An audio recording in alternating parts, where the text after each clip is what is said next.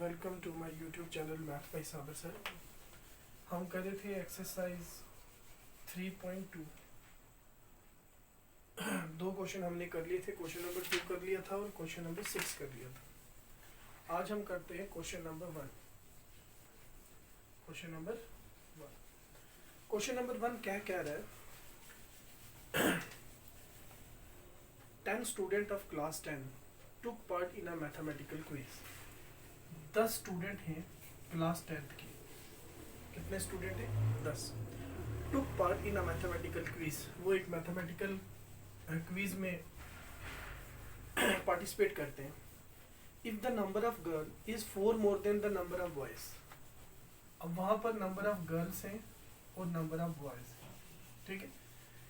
The number of girls, पहली condition ये है कि टोटल जो है वो 10 है। मतलब अगर मैं गर्ल्स को मान लेता हूँ x, बॉयज को मान लेता हूँ y, तो इन दोनों का पहली कंडीशन ये है कि इन दोनों को प्लस करके आंसर कितना आता है? 10। नंबर ऑफ बॉयज और नंबर ऑफ गर्ल्स कितनी है? 10।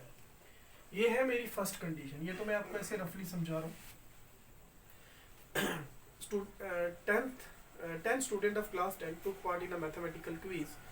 द नंबर ऑफ गर्ल्स, पहली कंडीशन ये है कि वहाँ टोटल स्टूडेंट कितने हैं? 10। तो गर्ल्स को मैंने x लेट कर लिया, बॉयज को मैंने y लेट कर लिया, तो x प्लस वाई कितना आ गया? 10। अब कहता है, क्योंकि मैं क्वेश्चन नहीं लिख रहा हूँ इसलिए मैं यहाँ से पूरा डिटेल में समझा रहा हूँ। If the number of girl is 4 more than the number of boys, जो लड़कियां हैं वो लड़कों से कितनी ज्यादा है? 4। अब लड़कियों को मैंने क्या लिया हुआ है? x। बॉयज कितने हैं? y। लड़कियां कितनी ज्यादा हैं? 4। अगर यही 4 में बॉयज में ऐड कर दूं तो दोनों बराबर हो जाएंगे। ये मेरे पास है सेकंड कंडीशन, ठीक है। ये मेरे पास क्या है? Second condition. या आप ऐसे भी समझ सकते हो कि बॉयज और गर्ल्स के बीच में डिफरेंस कितने का है? 4 का। या और आप ऐसे समझ सकते हो कि जो लड़कियां हैं वो लड़कों से 4 ज्यादा हैं, तो 4 ज्यादा हैं का मतलब ये हुआ कि इन दोनों के बीच में डिफरेंस कितना है? 4। हम ऐसे भी बोल सकते हैं x minus y equal to 4, ठीक है। ये मेरे पास दो linear equation in two variable बनी है। अब इन दोनों से मैंने इस क्वेश्चन को सॉल्व करना है, लेकिन जो सॉल्व करना है ना वो जियोग्राफिकली सॉल्व करना है, मतलब इसका ग्राफ बनाना है। तो चलो करते हैं solve. Let the number of girls be x। Number of girls को कितना मान लेता हूँ? x। Let the number of girls let the number of girls be x and the number of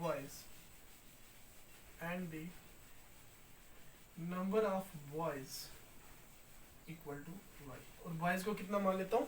y। according to first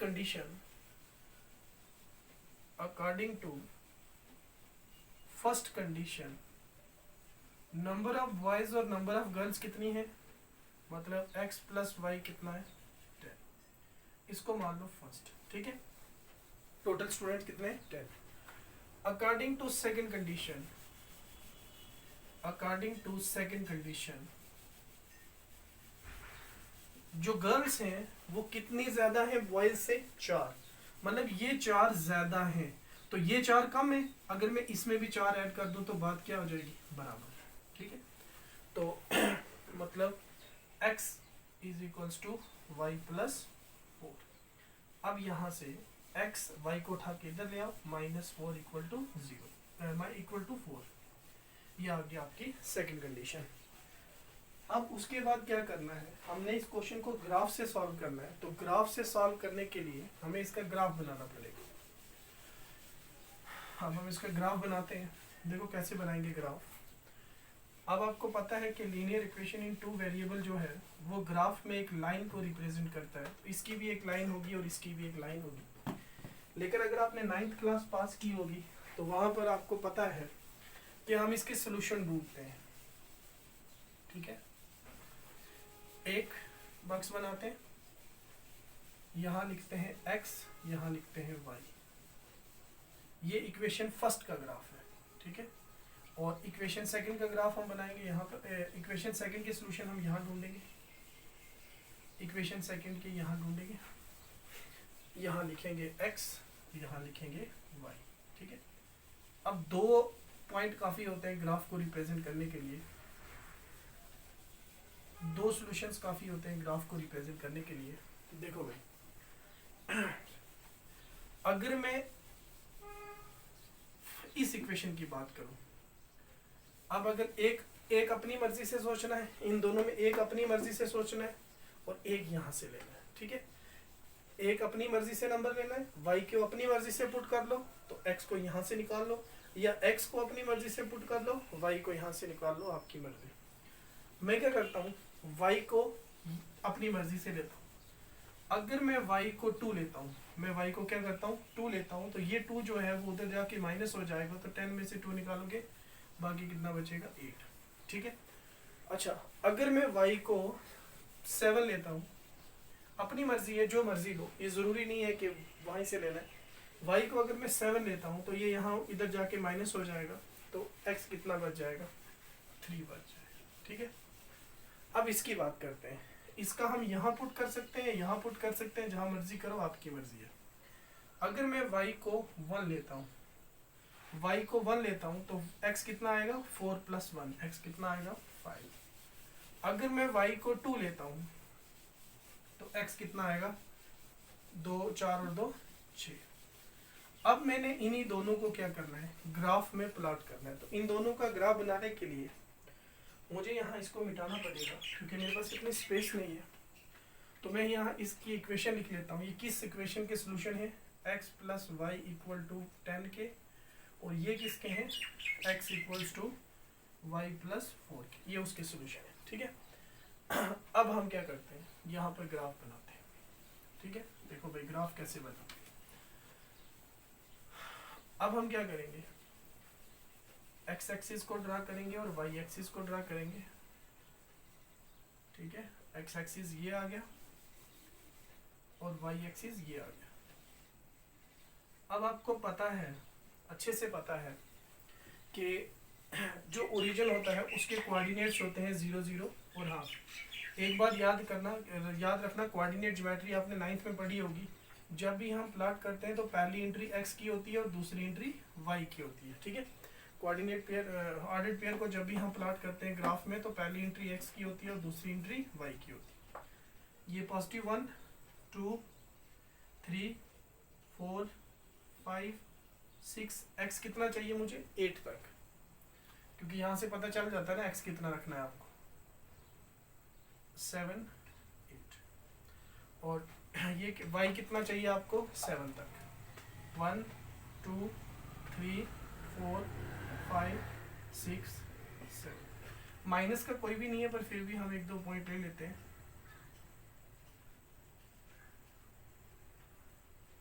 ठीक है, अब हम क्या करेंगे, इसको प्लॉट करेंगे। देखो पहले हम इसको प्लॉट करते हैं, इस इक्वेशन को ग्राफ बनाते हैं। x 8 है, y 2 है, तो x आपका ये 8 है और y आपका ये 2 है। ठीक है, अब यहाँ से ऊपर आएंगे हम 2 यूनिट और यहाँ से इधर जाएंगे 8 यूनिट। ये जो पॉइंट बनेगा ना, ये पॉइंट आपका होगा 8 2। ठीक है, जब आप सही ग्राफ बनाओगे, ग्राफ नोटबुक पे बनाओगे, तब आपका ग्राफ बहुत अच्छा बनेगा। x 3 है, y 7 है, तो x 3 है और y 7 है। तो यहाँ से ऊपर हम आएंगे 7 यूनिट और यहाँ से इधर आएंगे 3 यूनिट, तो ये आ गया आपका 3 और 7, क्योंकि x का पहले लिखना है, y का बाद में लिखना है। ठीक है, अब इन दोनों को स्ट्रेट पॉइंट को ज्वाइन कर देना, ऐसे बिल्कुल स्ट्रेट लाइन में स्केल के साथ ऐसे ज्वाइन कर देना। ये हमारे पास ग्राफ बन गया किसका, ये हमारे पास ग्राफ बन गया है उस इक्वेशन का, जो इक्वेशन हमने लिखी हुई है, ये उस इक्वेशन का ग्राफ बन गया, x + y = 10 का ग्राफ बन गया। ठीक है, अब हम क्या करते हैं, दूसरी इक्वेशन का ग्राफ बनाते हैं इसका। देखो भाई x 5 है, तो ये रहा आपका x 5, y 1 है, तो ये रहा आपका y 1। यहाँ से ऊपर आएंगे 1 यूनिट, यहाँ से इधर जाएंगे 5 यूनिट, तो जहाँ ये दोनों इंटरसेक्ट करेंगे, ये आपका हो गया 5 और 1। ठीक है, उसके बाद x 6 लेना है, तो x 6 आपका ये रहा ये आपका पॉइंट होगा 5 1। x6 आपका ये रहा और y आपको 2 लेना है, तो y2 आपका यहाँ होगा जहाँ ये 2, ठीक है, यहाँ से ये आपका आ गया 6। और अब इन दोनों को भी ऐसे ही ज्वाइन करना है, ठीक है, ऐसे स्ट्रेट लाइन में ज्वाइन करना है जहां पर ये दोनों कट कर रहे हैं, ठीक है। हाँ, x एक्सिस पर हमने, मुझे याद नहीं रहा सॉरी, x एक्सिस पर हम ले लेते हैं गर्ल्स और y एक्सिस पर हम ले लेते हैं बॉयज, ठीक है, नंबर ऑफ गर्ल्स और नंबर ऑफ बॉयज।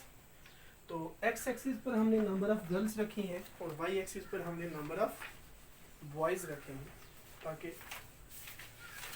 हमें कोई कंफ्यूजन ना हो, ठीक है। अब देखो भाई, ये जहां पर दोनों कट कर रहे हैं, इस पॉइंट पर ये दोनों ग्राफ जो है वो कट कर रहे हैं, तो इसका मतलब यही पॉइंट जो है वो उसका सोल्यूशन होगा। तो आप देख लो, लगभग ये x कितना है 7 और लगभग ये y कितना है 3, और यही इसका आंसर है कि नंबर ऑफ गर्ल्स, हमने x एक्सिस पर गर्ल्स रखी हुई है, तो नंबर ऑफ गर्ल्स होंगी 7 और number of boys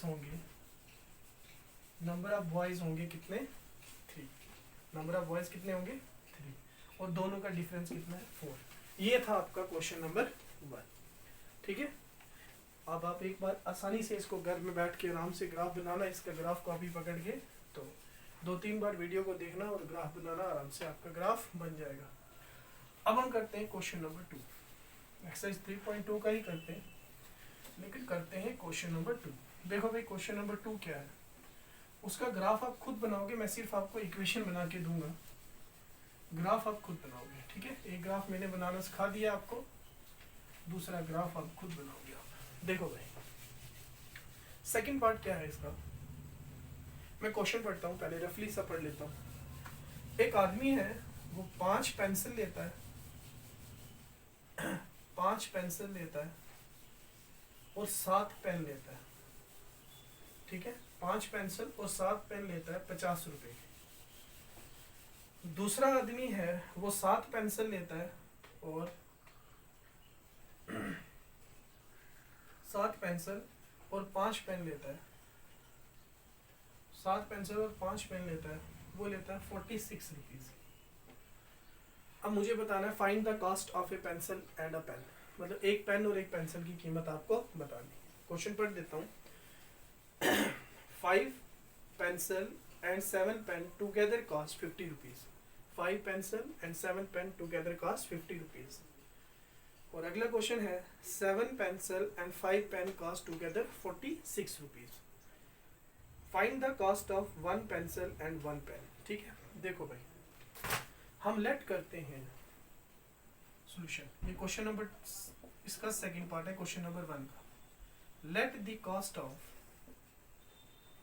let the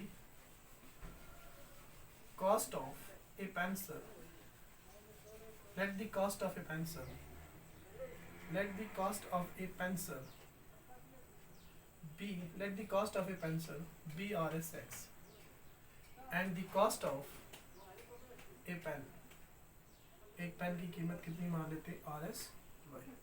देखो, according to first condition according to first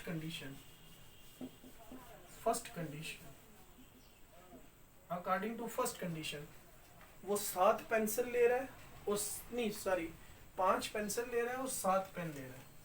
तो 5 पेंसिल ले रहा है मतलब 5x। अगर एक पेंसिल की कीमत x है तो 5 पेंसिल की कितनी होगी 5x, प्लस वो क्या कर रहा है 7 पेन ले रहा है, एक पेन की कीमत y है तो 7 पेन की कितनी होगी 7y इक्वल टू 50। ये आपकी आ गई कंडीशन फर्स्ट। तो अकॉर्डिंग टू सेकंड कंडीशन अब वो बंदा क्या कर रहा है, 7 पेंसिल ले रहा है मतलब 7x। अगर एक पेंसिल की कीमत x है, 7 की कितनी होगी 7x, प्लस 5 पेन ले रहा है तो एक पेन की कीमत y है तो 5y, टोटल कितना दे रहा है 46। अब आपने इसका ग्राफ खुद बनाना है, ठीक है, ग्राफ आपने खुद बनाना है और जहां पर वो दोनों कट करेंगे ना, वही उसका क्या होगा सॉल्यूशन होगा। मैंने आपको इक्वेशन बना के दे दी है, अब आप ग्राफ इसका खुद बनाओगे, ठीक है। एक ग्राफ मैंने बनाना सिखाया, दूसरे का ग्राफ आप खुद बनाओगे, क्योंकि आगे बहुत सारे ग्राफ बनाने और वो आप थोड़ा थोड़ा प्रैक्टिस करोगे और मुझे कमेंट बॉक्स में बता दोगे कि आपके ग्राफ बना है या नहीं बना। तो एक क्वेश्चन हम और कर लेते हैं। देखो भाई, हाँ, क्वेश्चन नंबर 3। क्वेश्चन नंबर 3 जो है उसका भी एक आधा पार्ट ही करना है, क्योंकि वो बहुत बार करा चुका हूं मैं उसको।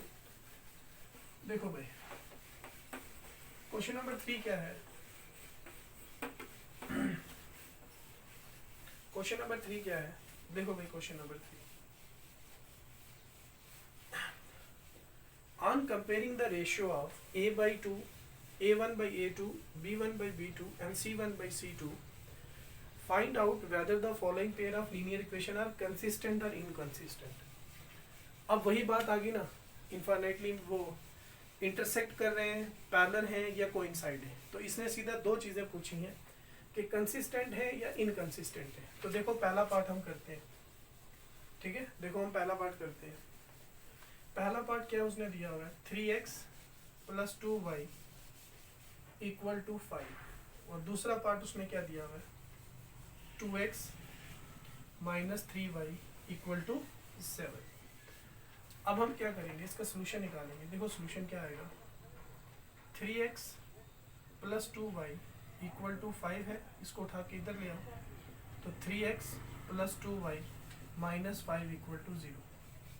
दूसरी इक्वेशन को ठीक करके लिखो, 2x - 3y = 7 दिया हुआ है, तो ये आ जाएगा 2x - 3y - 7 = 0, ठीक है। अब हम इन दोनों इक्वेशंस का a1 और a2 निकाल लेते हैं। हियर a1 कितना है, a1 है 3, a2 कितना है, a2 है 2, b1 कितना है 2, b2 कितना है -3, c1 कितना है -5 और c2 कितना है -7।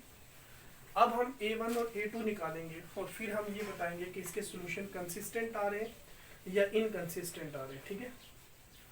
या बस दो ही चीज़ें उसने पूछी हैं, कंसिस्टेंट बतानी है या इनकंसिस्टेंट बतानी है। तो पहले हम इसको डिवाइड करेंगे, डिवाइड करके फिर जो हमारे पास आंसर आएगा उसमें से हम बताएंगे कि कंसिस्टेंट है या नहीं है। देखो a1/a2 क्या आ रहा है, a1/a2 आ रहा है, a1/a2 आ रहा है 3/5, 3/2, और b1/b2 कितना आ रहा है, वो आ रहा है 2/-3। इसको हम ऐसे भी लिख सकते हैं -2/3, ठीक है। और c1/c2 क्या आ रहा है, c1/c2 क्या आ रहा है, -5/-7, माइनस माइनस कैंसर, मतलब 5/7। अब आप देख सकते हो कि पहले दोनों जो हैं वो बराबर नहीं हैं। इसका मतलब क्या हुआ कि इसका कंसिस्टेंट सॉल्यूशन होगा। तो therefore a1/a2 is not equals to b1/b2। पहले दोनों जब बराबर ना हो तो सिंपल सा उसका कौन सा सॉल्यूशन होता है, कंसिस्टेंट पेयर ऑफ कंसिस्टेंट। इसका क्या होगा, हमने बताना था कि इनमें कौन कंसिस्टेंट है और कौन इनकंसिस्टेंट है। तो ये पेयर क्या है, the pair of linear equation is consistent, ठीक है। ये क्या है, कंसिस्टेंट। सिंपल सा क्वेश्चन था, इसमें कोई मुश्किल बात नहीं थी। अब आगे हम एक पार्ट और कर लेते हैं, थोड़ा सा तीसरा पार्ट करा देता हूँ, वो थोड़ा मुश्किल है, वो थोड़ा सा बता देता हूँ, बाकी दो पार्ट आप खुद कर लोगे घर में। देखो तीसरा पार्ट क्या है, थोड़ी प्रैक्टिस करना आप भी। अब देखो भाई, तीसरा पार्ट क्या है, ये तीसरा पार्ट है आपके पास, 3/2x + 5/3y = 7 और 9x - 10y = 14, ठीक है। अब हमें बताना है कि इसमें कंसिस्टेंट है या इनकंसिस्टेंट है। लेकिन पहले हमने क्या करना है, इस इक्वेशंस को ठीक करके लिखना है। पहले हमें क्या करना है, इन इक्वेशंस को ठीक करके लिखना है। देखो कैसे, सॉल्यूशन हमारे पास इक्वेशन जो गिवन दी हुई है वो क्या दी हुई है, 3/2x + 5/3y = 7। क्रॉस मल्टीप्लिकेशन करो इसको, क्योंकि linear equation in two variable किसकी फॉर्म का होता है, A X plus B Y plus C equal to 0। Divide तो हम वैसे भी कर सकते हैं पर वो थोड़ा अच्छा नहीं लगता है, इसलिए हम इसको क्या करते हैं, यहाँ से हम इसको क्रॉस मल्टीप्लिकेशन कर लेते हैं। 9x 10y upon 6 equal to 7। ये क्या बनेगा, 9x plus 10y equal to 42। ये आ गया इक्वेशन फर्स्ट, 7 6 तो 42। वो वाली तो सीधी ठीक लिखी हुई है, एंड दूसरी हमें खुद ही दी हुई है, वो क्या है, 9x minus 10y equal to, ठीक है। अब हम इस इक्वेशंस को ऐसे भी लिख सकते हैं, ठीक करके अगर लिखना हो, 9x plus 10y minus 42 equal to 0, और इसको ठीक करके लिखेंगे तो 9x minus 10y minus 14 equal to 0, ठीक है। ये हमारी एक इक्वेशन है और ये हमारी दूसरी इक्वेशन है। अब हम इसका निकालेंगे a1 अपॉन a2, ठीक है। तो एक बार पार्ट चेक कर देता हूँ कि माइनस का है कि प्लस का है। जी बिल्कुल माइनस ही है, देखो। तो हेयर जो हमारा a1 है वो क्या है, 9 और 9। a1 दोनों में, a1 और a2 दोनों क्या है, 9 9। b1 कितना है, b1 है 10 और b2 कितना है, वो माइनस 10। c1 कितना है, c1 है माइनस 42 और c2 कितना है, वो है 14 माइनस 14। अब हम डिवाइड करके चेक करते हैं। a1 अपॉन a2 को डिवाइड करो, वो आएगा 9 बाई 9, ठीक है। तो वो कितना आ गया, 1 बाई 1 या 1। तो b1 अपॉन b2 को डिवाइड करो, वो आएगा 10 बाई माइनस 10, इसका आंसर आएगा माइनस 1 बाई 1। और लास्ट वाला c1 अपॉन c2 को डिवाइड करो, तो वो कितना आएगा, माइनस 42 अपॉन माइनस 14। ये और ये कैंसिल, तो 14 इंटू 3,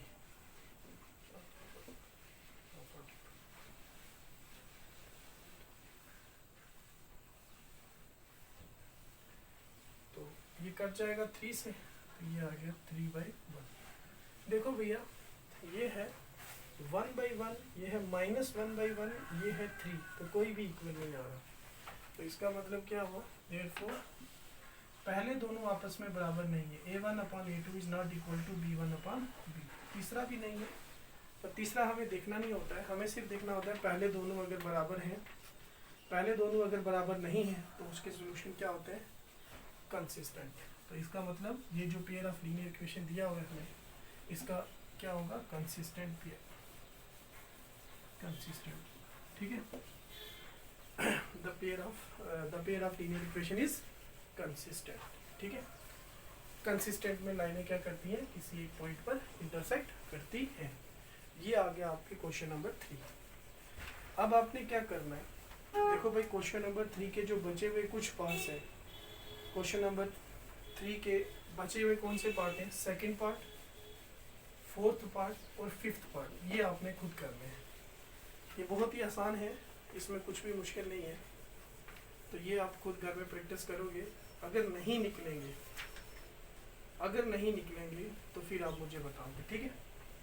तो थैंक यू सो मच। हमने बस एक लेक्चर और आएगा, फिर उसके बाद हमारा जो ये तीसरा एक्सरसाइज 3.2 है ये ख़त्म हो जाएगी और फिर हम आ जाएंगे सब्स्टिट्यूशन मेथड पर, ठीक है। तो अगर आपको कोई कुछ पूछना है या आपको कोई परेशानी है या आपको कुछ समझ नहीं आ रहा है, तो किसी पार्ट में कोई पार्ट परेशानी है तो आप मुझे कांटेक्ट कर सकते हो व्हाट्सएप नंबर 700-6646-771 पर। आलतू फालतू का कोई भी कमेंट नहीं आएगा, लेकिन अगर किसी को कोई पढ़ाई में कोई परेशानी है, जो मैं पढ़ा रहा हूँ उसमें कोई परेशानी है, तो वो मुझे इस नंबर पर व्हाट्सएप कर सकता है, ठीक है। फालतू का कोई कमेंट नहीं आना चाहिए। पढ़ाई के रिलेटेड कुछ भी है तो मैं आपको आपकी परेशानी को दूर कर सकता हूँ। और थैंक यू सो मच। अब हमारे पास 2 या 3 क्वेश्चन हो जाएंगे, वो करके तो ये एक्सरसाइज हमारी जो है वो ख़त्म हो जाएगी। ठीक है, तो थैंक यू सो मच।